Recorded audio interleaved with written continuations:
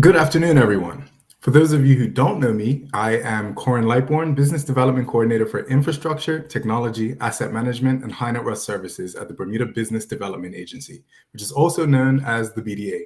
The BDA is an independent public-private partnership, and our focus is on promoting the jurisdiction and encouraging sustainable and equitable economic growth and prosperity in Bermuda. We have teamed up with Step Bermuda and Bolt to present today's virtual information session with industry experts Gina Pereira, Yindi Gesinde, and Gemma Willingham, who will walk us through ESG risks and opportunities for trustees. Feel free to post your questions in the stage chat or the Q&A section to the right of your screen, and our presenters may have time to answer them all. If not, feel free to email your questions to corin@bda.bm. That's KORRIN@bda.bm. And we thank you again for joining us today. Gina, over to you. Thanks, Corin, and thanks to the BDA. It's a real pleasure to be here and to be a part of this, I think, really timely and important topic. What inspired me to invite Gemma and Yindi to participate today was a wonderful article that they wrote on this very subject, and I encourage everyone to read it. We're going to send out a link, I believe, to the paper once the recording is available for the presentation, so you have an opportunity to look at it afterwards. And this is a topic that I think, although it's been gaining tons of attention over the past year, it really has been building momentum for quite some time before that. So what we thought we would do today is to look at the risks and opportunities for trustees that is associated with integrating ESG strategies or some form of sustainable or responsible investing strategies into the investment decision-making process.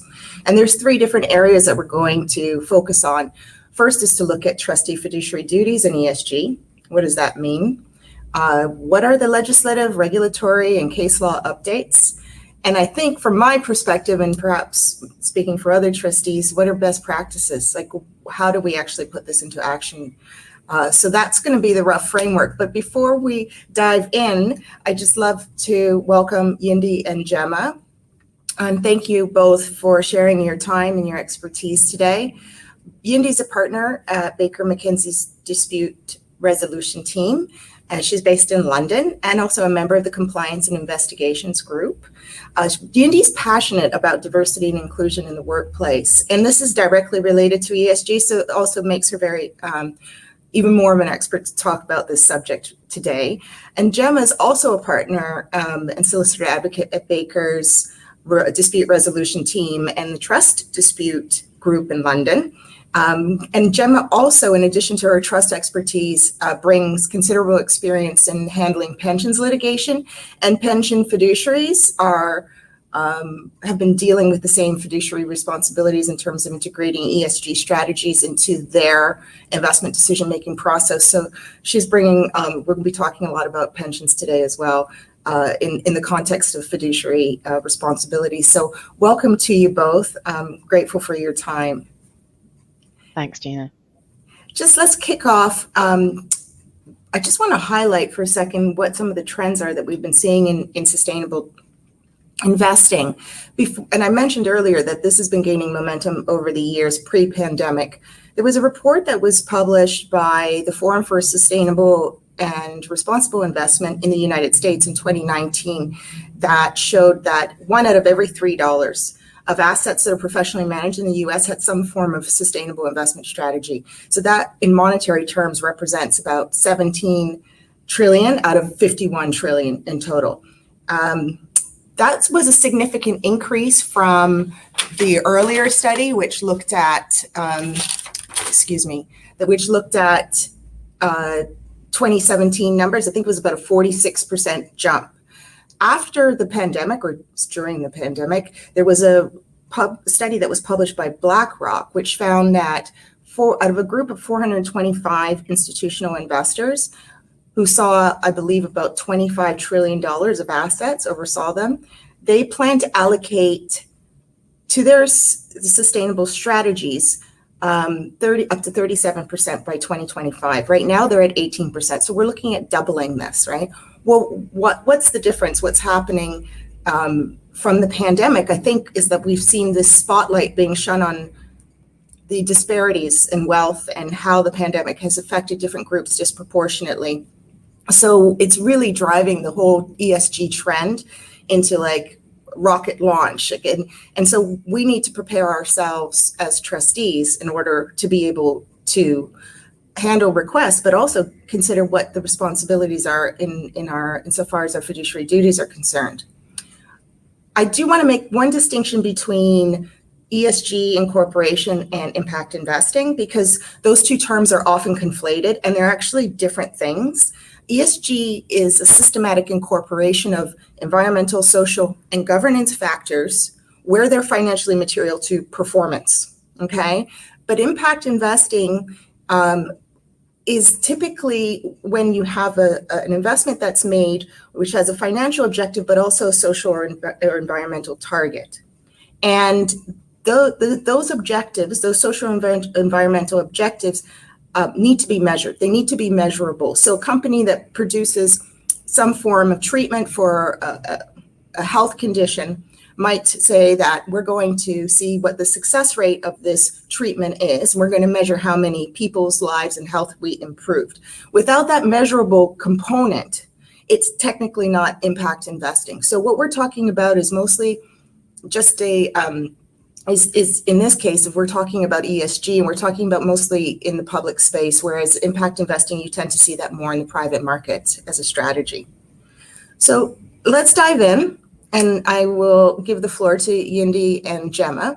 I want us to start looking at trustee fiduciary duties and ESG investment.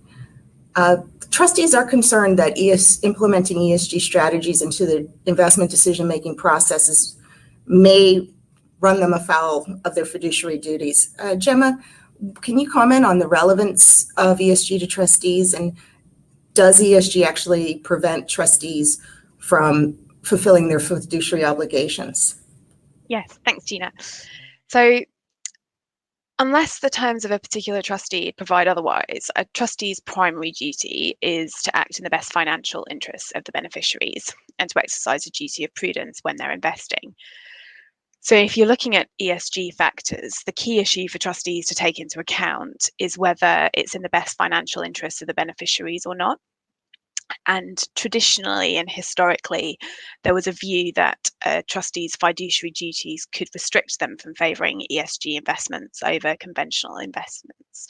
So, for example, if a beneficiary had an ethical objection to a particular asset class, such as fossil fuels or munitions, if a trustee was acting prudently, they would typically think that they would still need to consider investing in that asset class, notwithstanding these ethical objections, if those asset classes were considered to generate good financial returns. And the reason for this sort of historic view has arisen from an English case from the 80s called Cohen and Scargill.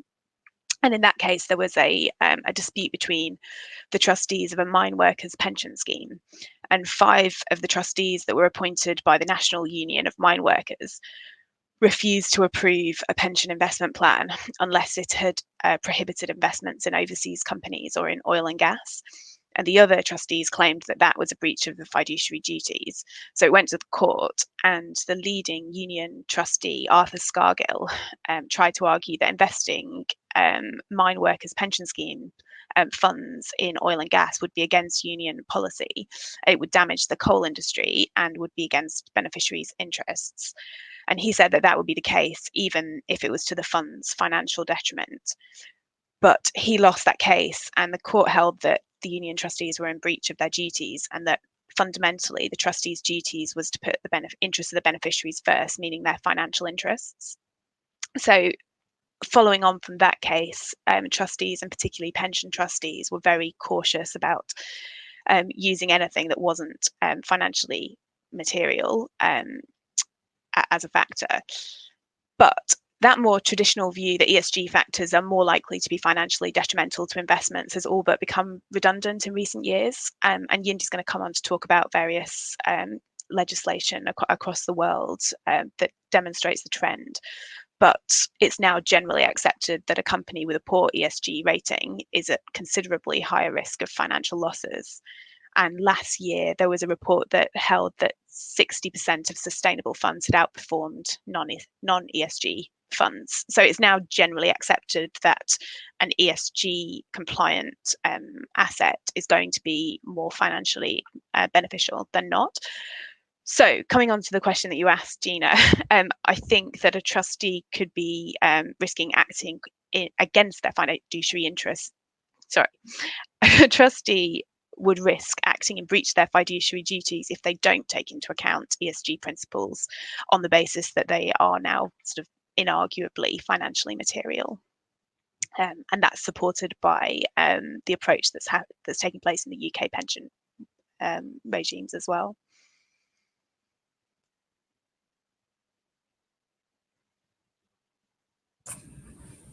What I've observed in the philanthropy space is historically there was a clear line, a divide between the grant making or the mission aligned side of a philanthropic organization and then the investment management side. The two hands didn't talk to one another.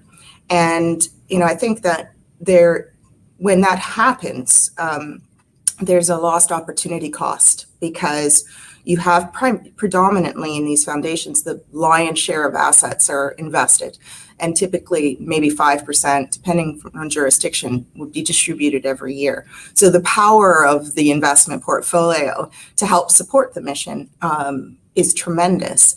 And the actual portion in which is going out to support programs in whatever area the foundation or trust is dedicated to, it can be dwarfed. So when we have an investment strategy that isn't not only not aligned, it could potentially work against the mission. And so what I've been seeing in more recent years is that there has been a bit more of an adjustment to align the strategy so that it not only doesn't work against it, but will actually support and help drive the mission forward by leveraging that capital to invest in companies that could potentially be contributing towards the issues in a positive way that we're trying to tackle. I also think that from a more of a fiduciary perspective, if you are a structure, a charity that is recognized and has favorable tax treatment or other status that on the basis of its charitable nature, the policy behind that is based on it providing a public benefit, and there's that is why it deserves this treatment that it receives. If I think, and this is just my view, but I think that if you have a charity that has assets invested in a way that is harmful, it could potentially, I think, run afoul of the whole raison d'etre, which is we're serving the public's benefit. And if we're investing in companies that are in somewhere in the supply chain employing child labor or potentially contributing adversely to the environment, I think that we might see some questions or discussions around fiduciary duties developing in that area. I don't know if you have any thoughts about that, but Gemma, can you share some real world examples? Like, it's always helpful for us to have anecdotes where we have seen companies' values, their valuations, their financial performance actually be negatively affected by ESG. It's one thing to say that the research shows that, but it's another thing in practice. Would you be able to give us some examples on each of the categories?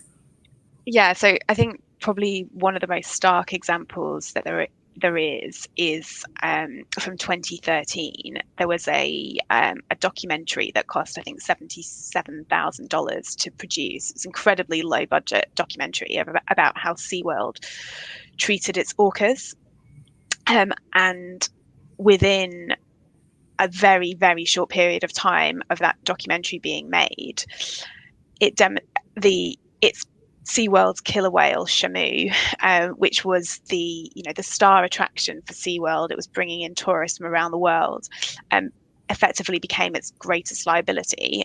Corporations cut sponsorship ties, investors divested themselves of shares, regulators opened investigations into the safety practices, and SeaWorld's stock price at the time plunged by 60%, all as a result of a very low budget documentary film that was exposing really terrible practices about how they were treating their orcas. So that I think really starkly demonstrates how poor governance can have a really substantial impact on a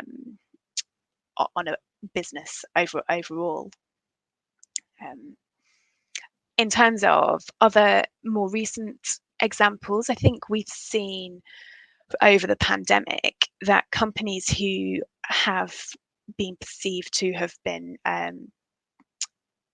behaved poorly during the pandemic. So, for example, companies who may have taken government furlough money where they didn't really need it, have suffered in their stock prices, and we have people who noticing that they're stopping using brands who they feel didn't act appropriately during the pandemic, and it's having financial impacts on their future business lines. And then I think if we come to governance, there is a huge amount of research now, and Yindi can talk about this in a little bit more detail as well, around diversity and how if you have more women on the boards of directors, for example, you're going to have a company that has a greater financial performance than those companies that have less diverse boards. And that is quite an interesting point, because technically you could look at diversity as being something that's not necessarily seen as being a financially material factor. So if you're looking at governance and you think, diversity is one of the things I'm going to look at, you could see that as being a simple a material but not financial material factor. But when you look at all the evidence and the reports around it, it demonstrates that companies that are more diverse are more successful. So, I don't know if Yindi, you want to comment on that point? Yeah, absolutely. I think you wanted me to pick up on legislative and regulatory developments. I'm happy to jump straight into that, Gina, if that's helpful. But the main message is the future is female. I'm just joking. But I think what Gemma said is absolutely right. I think things like diversity and inclusion, and lots of other things, climate change or being climate conscious, have really moved from nice to haves to fundamentals, and we are really seeing that play out in a financial way, which is why it's relevant to trustees. So I will just spend a bit of time just giving a bit of an overview of where we are in terms of legislative and regulatory developments in this space, and I'll pick up on a couple of UK, EU, and US developments. So, from a legislative perspective, definitely, it's first of all, it's important to say that ESG is an incredibly broad church. So I'm going to focus on a couple of developments under the S pillar, the social pillar. So I think we all know, the importance of environmental consciousness, and moves away from things that will damage the climate and the environment more generally. So in the UK, for example, from a social perspective, we had the Modern Slavery Act, which was brought into law in 2015, and that required organisations that fall within the scope of the legislation to produce a statement setting out steps they've taken to prevent modern slavery and human trafficking from occurring in any part of their business, including their supply chain. And that's an annual requirement, and statements were first published in September 2016. So we're now onto our 5th iteration of that.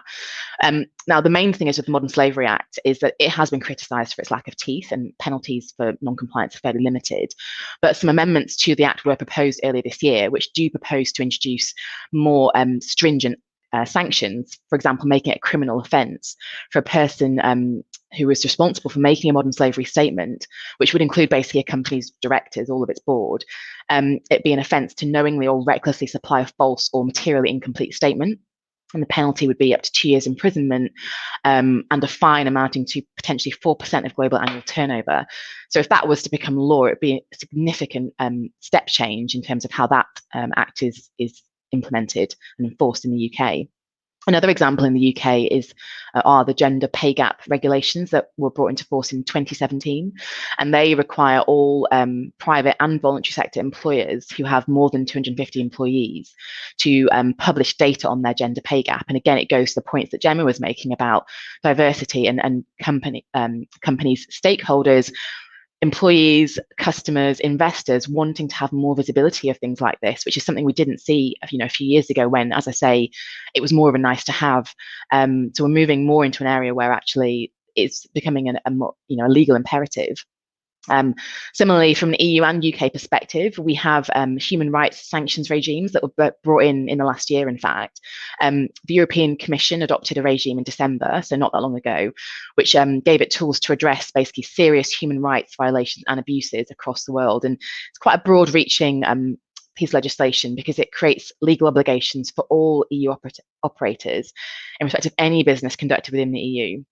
And it targets individuals, entities, and companies who are responsible or involved in any serious human rights violations or abuses happening anywhere in the world, so outside of the EU. And similarly, in the UK, last summer, we introduced a global human rights sanctions regime, which also targets individuals and organisations involved in serious human rights violations or abuses. And they apply again in the UK, but in relation to conduct taking place anywhere in the world. And the powers have been used by the UK government since they were brought in particular against sort of Chinese individuals in respect of the conditions in the Uyghur region.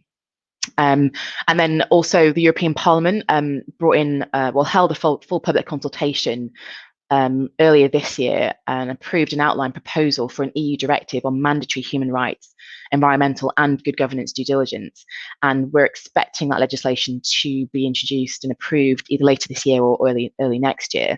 And that in particular is incredibly broad ranging because it goes beyond the EU, and companies who would be captured by this legislation if it comes in would be any companies operating in the EU, whether they're actually EU companies or not. And so they'd be required to carry out comprehensive due diligence of their operations and all of their direct and indirect business relationships. We're talking about upstream, downstream, all supply chain business basically, and publish a statement saying that they've identified whether there are any potential or actual risks to human rights, the environment, or good governance, as well as what data and methodology they use to reach a conclusion one way or the other. And if they do identify any risks in those areas, these companies would be required to publish, implement, and annually report on their due diligence strategy and policies as to how they plan to monitor and address those risks.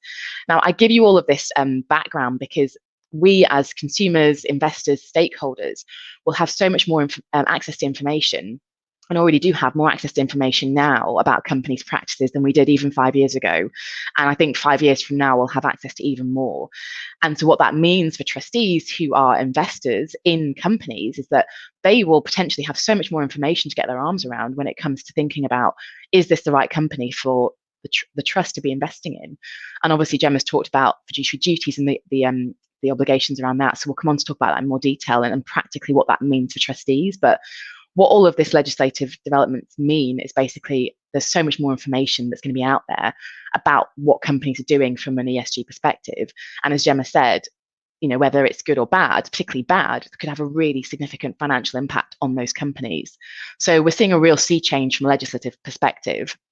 And also from a regulatory perspective, I mean, in the US, they haven't got any specific climate disclosure rules, but earlier this year, the SEC, the US Securities and Exchange Commission, it released a request for comment, basically a public consultation on whether and how it should require companies to disclose information related to climate risks and other ESG matters.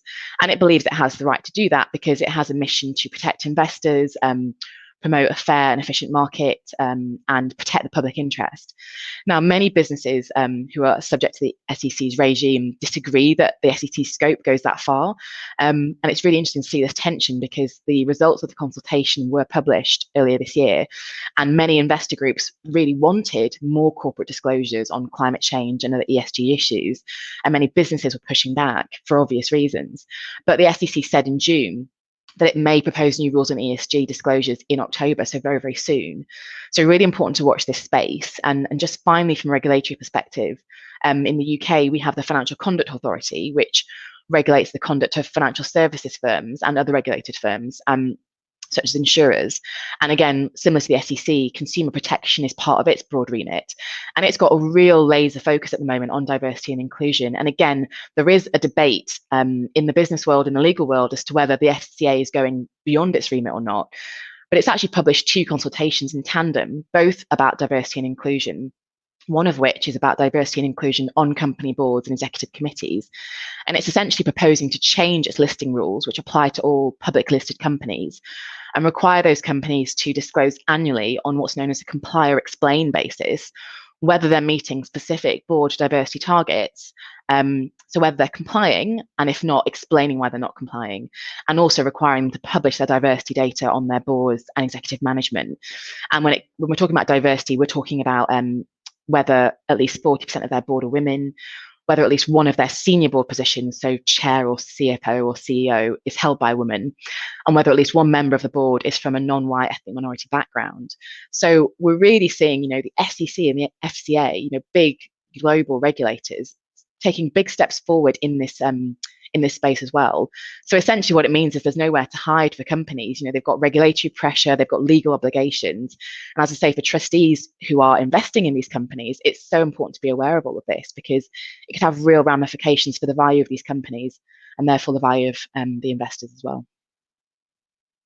And from a US pensions perspective, Gina, are you seeing a similar sort of development in this area? Yeah, it's interesting because I've been monitoring the pensions regulation over the past 6 years or so. I think it was in 2015 or 2016, or still during the Obama administration, the Department of Labor had adopted policy that supported the integration of material ESG factors into pension fund management. There was a reversal of that during the Trump administration, where they changed the rules to require fiduciaries to select investments based solely on considerations of financial factors or pecuniary factors. This created the perception amongst the industry that fiduciaries are at risk if they were to consider ESG factors in the financial evaluation of plan investments. And so when Biden was elected, in March of just this past year, the Department of Labor issued a statement that said that they were firstly committing to revisit the rules and to craft them in a way to better recognize the importance of ESG integration into plan management, whilst protecting fiduciary obligations. And they also said that they would not be enforcing the Trump era rules or otherwise pursue any enforcement actions that had already been started against any plan fiduciary that was based on a failure to comply with the Trump era rules. So it's unfortunately politically, I guess, a bit of a wave. And I suppose with all of the trends, there is the risk depending on who's in office. But we're definitely seeing a consistent move forward. And I think to your point on disclosure, Yindi, is we also have to keep in mind that we're in an increasingly transparent world. So things are hard to hide. I know that the disclosure requirements, there's no standards. There's a lot of work that needs to be done in the area of what companies report and how do they report them, because there's risk of greenwashing or whitewashing. These are all practical challenges, but like I said, I've said before, before the 30s, when GAAP principles were introduced, there was no standard, accounting principles, and so valuations of companies were open to interpretation, and that was a process that had to be developed. Now, I don't know if it's going to be as easy for ESG, but I think that's sort of the lofty objective that we have to try to work towards, is to get towards some sort of standardization. I have a question for you, Yindi, on what trends you see developing, which trustees ought to be aware of in the legal and regulatory space. Yeah, sure thing. Well, obviously, Gemma and I are both litigators, so we like to talk about lawsuits and cases. So I think we've already seen, or we've started to see, an increase in class action over the conduct of operations and supply chain management, and most of those relate to climate, environment, and pollution as a human rights issue that affects local communities. And I can talk about, later, a UK class action from a couple of years ago relating to mining in a village in Zambia, and liability that the English courts said that an English parent company had because of group-wide statements it had made about its kind of group-wide environmental controls and sustainability standards, which the court basically said meant it could be held accountable by reference to those statements for the actions of its subsidiary in Zambia. And what's interesting about that case is that we've seen kind of almost like a parallel in some US shareholder derivative lawsuits that have been brought in the US in the past 12 months, really. So quite an interesting development because they all focus on diversity and inclusion. And basically, about a dozen companies have been sued in the last year in federal court by investors who are seeking to hold the directors and officers of those companies accountable for what they allege are failures to uphold the company's commitment to diversity and inclusion. And the claims have been centered around claims of breach of fiduciary duty by the directors of the companies, aiding and abetting breach of fiduciary duty, abuse of control, unjust enrichment, and violation of a particular provision of US legislation, which basically prohibits material misstatements and omissions in statements to shareholders of listed securities. And interestingly, in at least two of the cases that I'm aware of, the claimants bringing the cases were pension trustees. And so essentially what they've said is these companies have made public statements about their progress on diversity and inclusion. And these claimants have argued that the companies have repeatedly made false representations and that they're actually not doing the work they say they were going to do about diversity and inclusion, that they've made false statements that have been approved by the directors, that they've actively not sought to recruit women or ethnic minorities as they said that they would, that they've taken no steps to make real efforts to promote diversity. And it's a really interesting development. And about half the cases have been dismissed in the US so far. Some of them just for forum reasons, like they've been brought in the wrong court, essentially. A couple of them have been dismissed on substantive grounds. So one case in particular, the court did actually, analyze the statements made by the company in question, the defendant company, and determined that actually either they weren't actionable statements or actually that the company had complied with its statements around the way it recruits into its board. So I think it's a really interesting development that we're seeing litigation being brought now by basically activist shareholders who want to hold companies to account for their diversity and inclusion statements. Some of the cases are still on foot, so we're watching them quite closely to see if they develop and how they develop, because we do think that although some of them are a bit / very fanciful, there might be one in there that has just got the right mix of facts, which mean that a company can actually be held liable for its approach to diversity and inclusion, because we have seen in the past year and a half, particularly in the wake of George Floyd's murder, lots of public statements being made by companies about what they're doing, about racial justice and ethnic minority diversity. And these cases seem to suggest that actually, if you get it wrong, your investors may actually try and hold you to account in the courtroom. Now, I'm skeptical about how these cases will do, particularly because the way they're quantifying their loss is quite vague. So some are claiming, damage to goodwill, damage to reputation, that the company's losing money because there'll be more expenditure on legal fees. And we haven't seen any of these cases in the UK just yet, but we do have an obligation here for directors to promote the success of the company, and that includes, the impact of the company's operations on the community and on the environment, and the desirability of the company to maintain its reputation for high standards of conduct. So I don't think it's beyond the realm of imagination that these cases could start to proliferate outside of the US, which could be very interesting. I definitely see a lot of growth in the shareholder activism space, and there was this didn't proceed to litigation as far as I'm aware, but there was a case earlier this year, I believe, where I think it was a hedge fund that managed to get enough shareholder support to change the board of one of the oil companies. That's pretty powerful, and so I think that investor interest is going to influence this tremendously.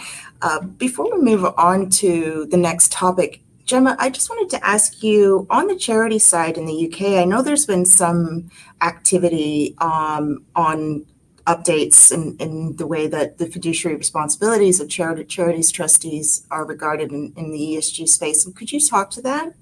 Yeah, sure. So it sort of comes back to what you were discussing before around philanthropy and how you really want to make sure that the investments are supportive of the overall aims of the various organisations or the charity. The difficulty we have in England at the moment is there's an old case that's sort of colloquially referred to as the Bishop of Oxford case, where he challenged the investment policy of the church commissioners who managed the Church of England's substantial trust funds. And he was claiming that the commissioners were attaching too much importance to financial considerations when they were making investment decisions, and they were failing to take into account the underlying purpose for which those assets were held, which in this case was the promotion of the Christian faith.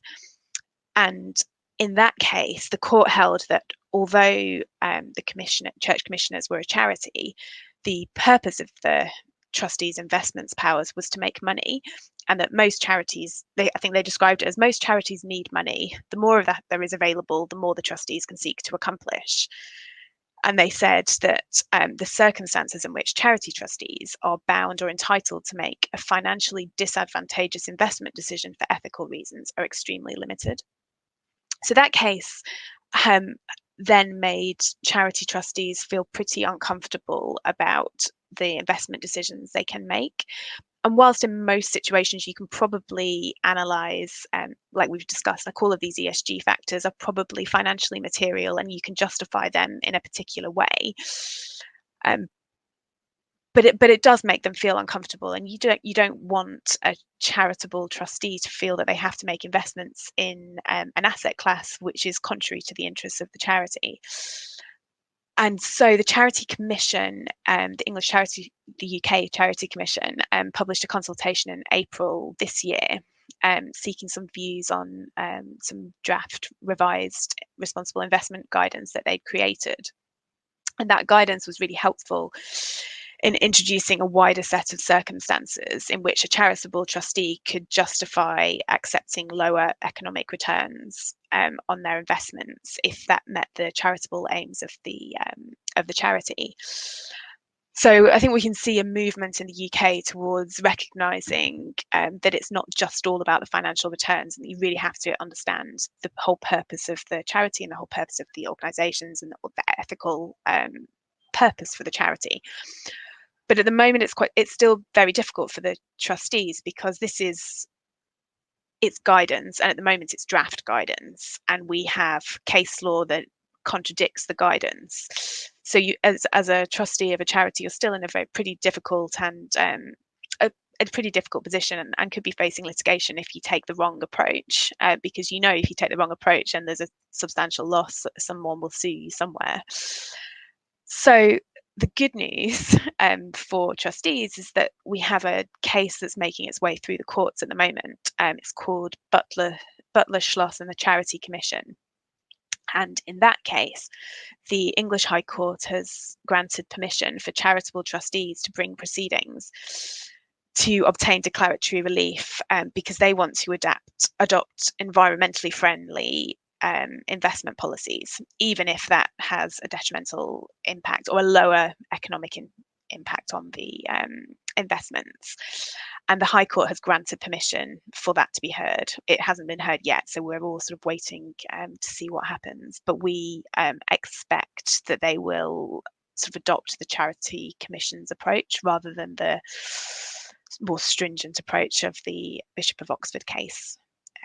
And in any event, it will provide some helpful guidance to all of us, and I think we'll be able to extrapolate the guidance that we get for the charitable trustees into acting for trustees of family trusts as well. So watch this space.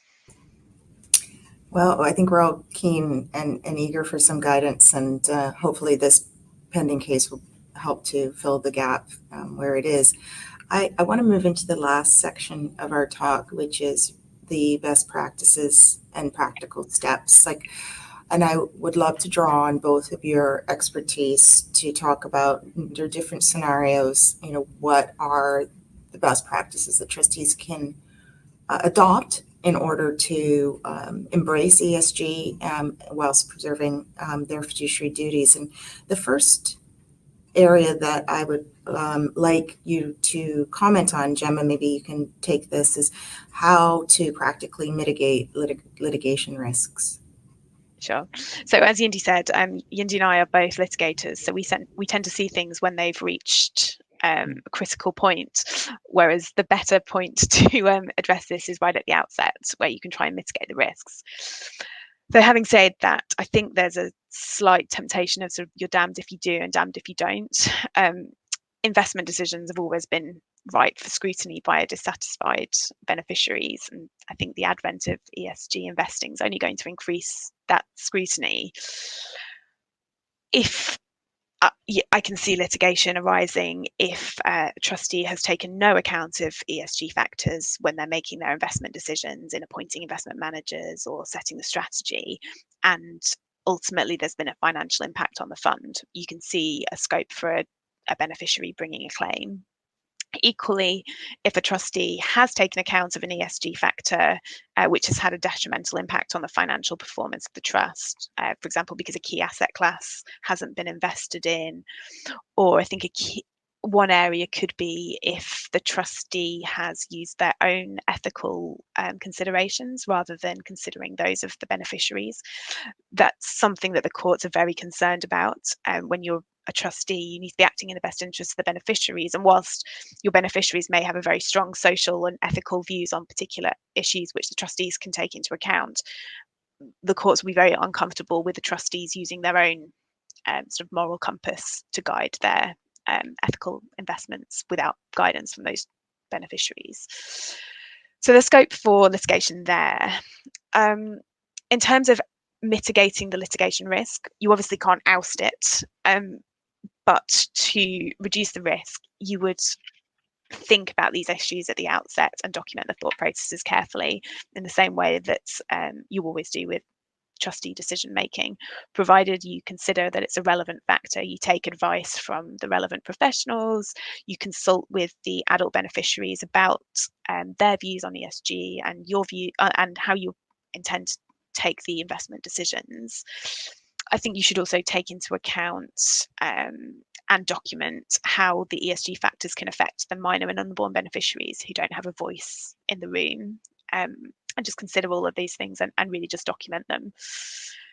I think if you're a trustee who takes ESG considerations into account, even if they lead to comparatively lower financial returns, provided you can demonstrate you're acting in the best interests of the beneficiaries as a whole, you should be fine. And Yindi, I'm hoping you might be able to comment on how trustees who can balance reliance on anti-Bartlett clauses and robust ESG policies. What are your thoughts on that? It's a really good question, Gina, and it's quite tricky, actually. I mean, as you know, and as I'm sure everyone in our audience knows, without anti-Bartlett protection, obviously trustees who are responsible for trusts which have a large shareholding will be under a duty to supervise and intervene, and will be therefore liable for breach of trust if they, for example, fail to prevent dissipation of the company's assets. So most common these days is to have anti-Bartlett protection, which essentially restricts or excludes the duty to inquire or supervise. Now, it's a bit tricky because, you know, a few years ago we had the BVI decision, which found that although a trustee in that case had anti-Bartlett protection and therefore had no obligation to involve itself in the management of the underlying company, in that case, the trust only held investments, and the trustee hadn't been relieved of its duty, according to the court, to satisfy itself from time to time that nothing untoward was affecting the value of the investments, and therefore it had a duty to monitor, which it hadn't complied with. It's a slightly unusual decision, but it's a tricky one, and I think it'll be interesting to see how that interplays with ESG factors, this duty to monitor, when there are so many, as we've talked about, so many different factors at play that will require a trustee to have regard to. But where a trustee has a slightly more straightforward anti-Bartlett clause, then the other thing it has to consider really is when it doesn't have responsibility, as in that case, sorry, I should have said the trustee had a responsibility for the performance of the investment manager, and it hadn't basically managed or supervised that investment manager properly. In circumstances where that isn't the case for a trustee and they have a much more straightforward anti-Bartlett clause and the relevant protection, then they actually need to think about going too far the other way and what the impact could be for them of getting involved in the business as a trustee or the investments when it does have that protection. And so, because as you'll know, where a trustee does have anti-Bartlett protection and is relieved of a duty to interfere, it won't have that protection if it nevertheless does interfere in the company. So it's a really delicate delicate balancing act that the trustee has to manage, because we've talked obviously a lot through this session about how important it is to be alive to all of these issues and how all of these ESG factors can impact the value of investments that a trustee is making.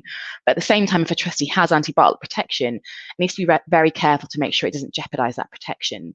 So from a practical perspective, what a trustee might think about doing when it has got antibiotic protection, when it hasn't got an obligation to actually supervise its investment manager, then it may still want to think about engaging in some high-level discussions with those in control of the management of the underlying company or the investment manager, just to understand more broadly, from a company perspective, the management's understanding of ESG issues and what their general and broad approach to them is, just so that the trustees can hopefully get an idea of whether they believe that the business, those responsible for managing the business, have a good understanding of the issues we've talked about through this webinar, and whether they really understand the different ESG factors at play that could affect them and their industry and their market sector. But they have to be very, very careful, as I say, not to go too far where it could be argued that they've actually interfered and therefore strip themselves of antibiotic protection. So it is very, very delicate, but I think those sorts of high-level discussions, just to familiarise themselves with the investment manager or the business's understanding of ESG factors, would hopefully wouldn't cross that line. So let's say we have the luxury of new business and the opportunity to work with families to set up new structures. Gemma, what do you recommend when there is that opportunity to set up something new? Are there specific provisions that you would recommend incorporating into the trust settlement? Any other suggestions? In terms of allowing the trustees to be able to, I guess, follow the settlor's wishes in relation to what he or she wants to do on ESG or potentially impacts investing, I think if they want the trustees to take a very active role and to do, very specific things in protecting the trustees' interests, it would be better to set up settlor reserved power trusts and give the settlor investment making decisions or protectors these powers, so that the trustees are sort of one step removed from all of these issues.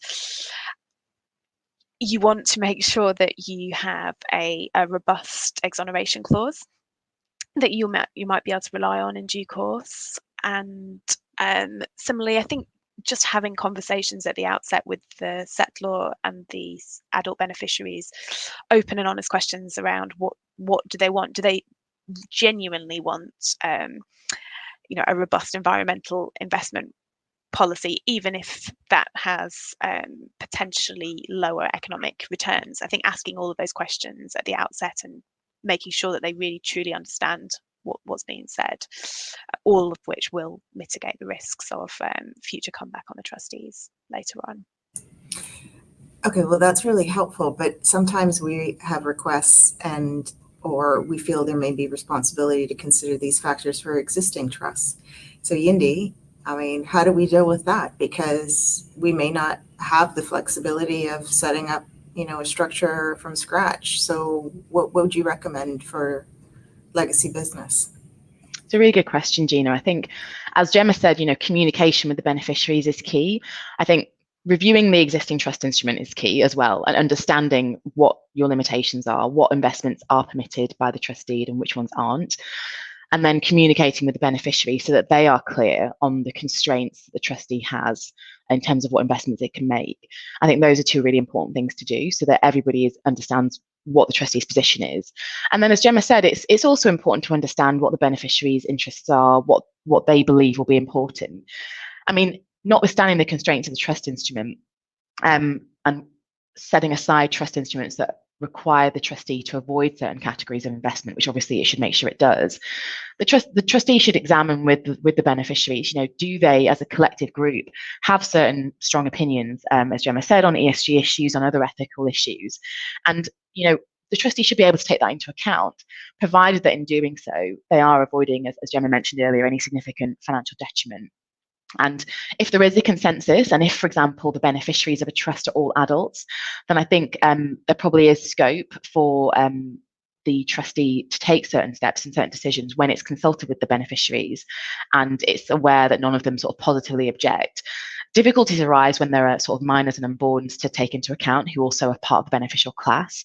And obviously I would say this as a litigator, but I think in those situations, the trustee has to really take care and probably has to think about, seeking directions. If there is, a conflict between what the adult beneficiaries want, what the trust instrument provides, and what might be in the best interest of future, minors and unborns.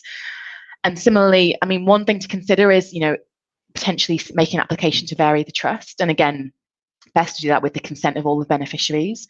And if that is possible, either because of the relevant legislation which governs the trust or because of a power that's within the trustee, then it may be that the trustee can take steps to actually vary the trust instrument and then make it very, very explicit in the trust instrument what factors it is permitted to take into account and not take into account.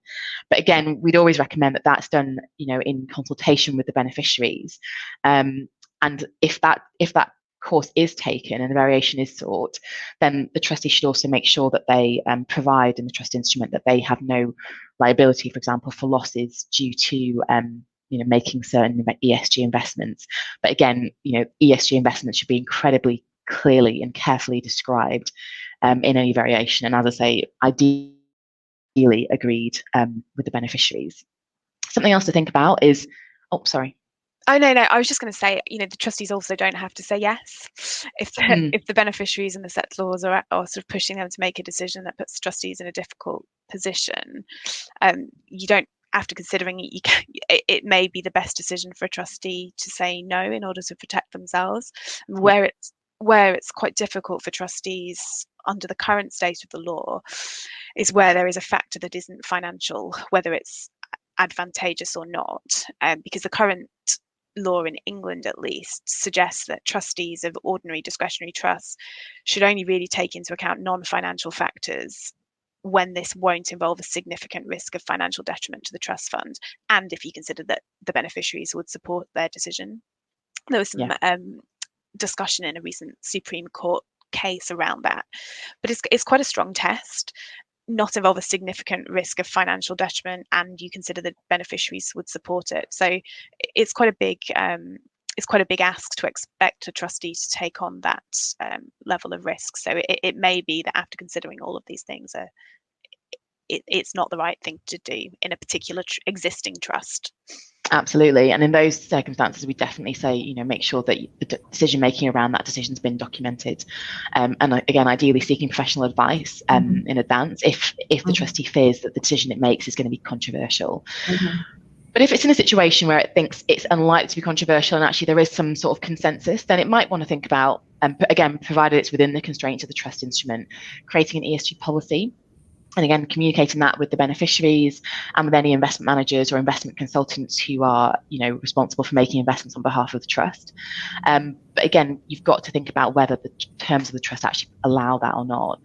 And then beyond that, other things the trustee might do, again, bearing in mind the limitations of its antibiotic protection, would be maybe considering having a periodic risk assessment done of investments that have been made and including in that ESG risk factors. And then again, if the trustee has, decided it can implement some ESG policies and practices, making sure that all the trust officers are aware of that policy, adequately trained on that policy regularly. As we've made clear in this webinar, it's a real moving feast and an incredibly broad topic. So making sure that those who are involved in the administration of the trust are really clear on what are the relevant parameters is really important. And also just keeping an eye, as I said, on making sure that you understand, or the business underlying business understands, what its direction of travel is from an ESG perspective as well. But again, we would just say, legal advice is a good idea, not just because we're lawyers, but because it's an incredibly thorny area. And trustees who decide that they can go down this road, adopting a policy, adopting certain factors, really need to make sure that their decision making reflects this, and how they implement these steps is something that they probably should seek advice on. Well, I presume that, if you look at the growth in this area amongst institutional investors, they're not being driven by ethics, right?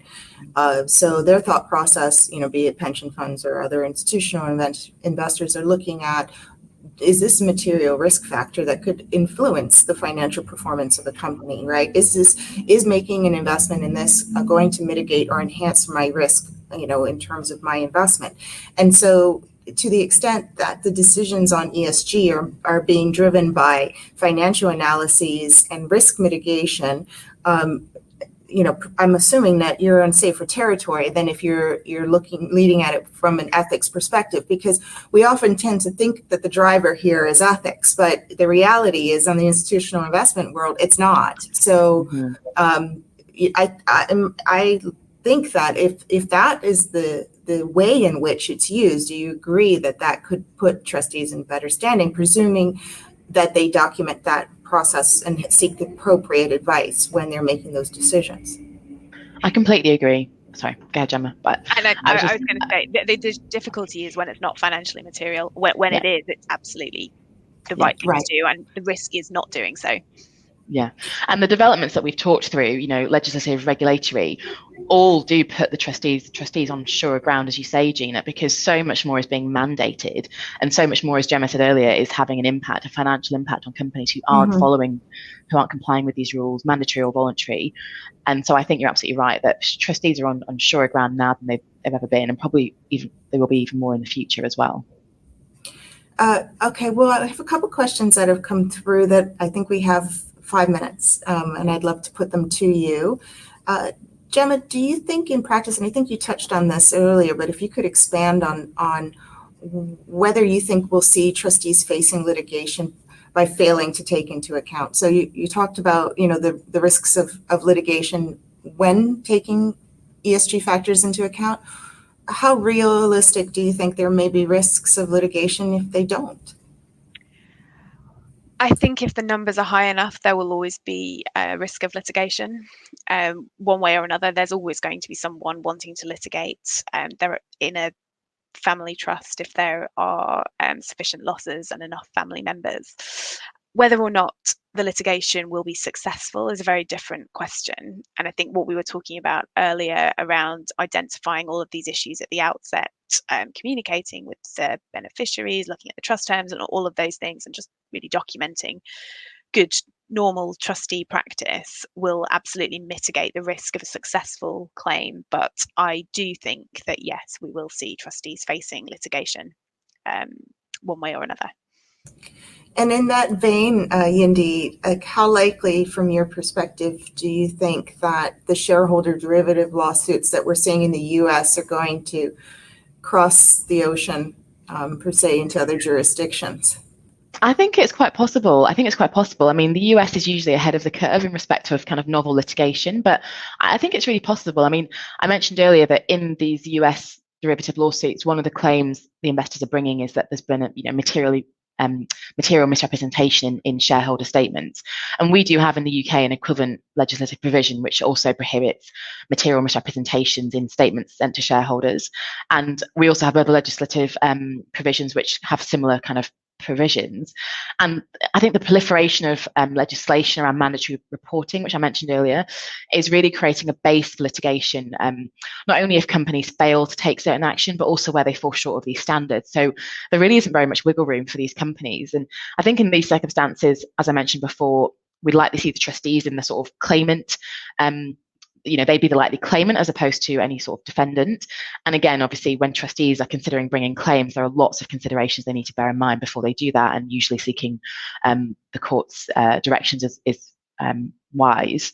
But I think there is going to be a broader trend to litigation, and it's a real cost of doing business, both in the US and I think across the world, which will likely lead to claims around, misleading statements and so forth, which I think probably will end up in the courts here and in other jurisdictions as well. What do you think, Gemma, about whether trustees should take immediate action, whether they should be taking any immediate action following an ESG failure? I guess it would depend what the failure is. Sometimes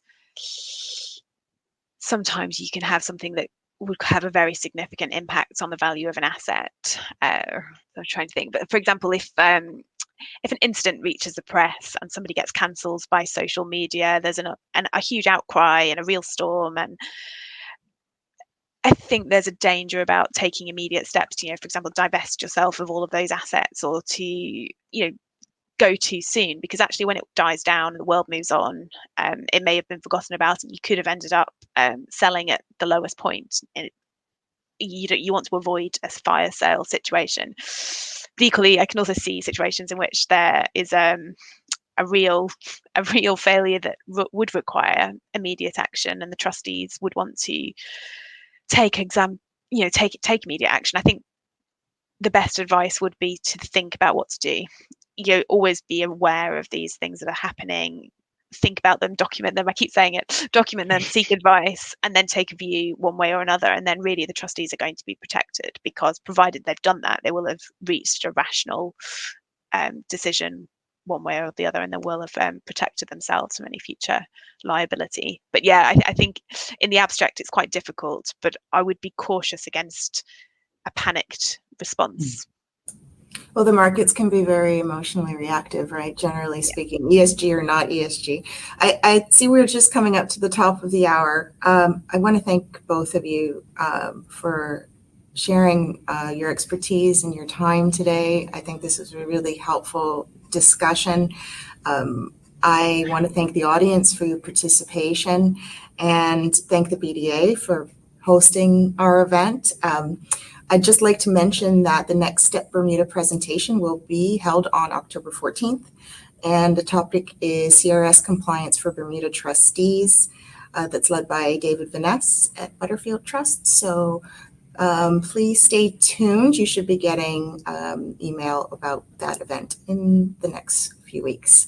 Thank you again to everyone. I wish you all a good afternoon.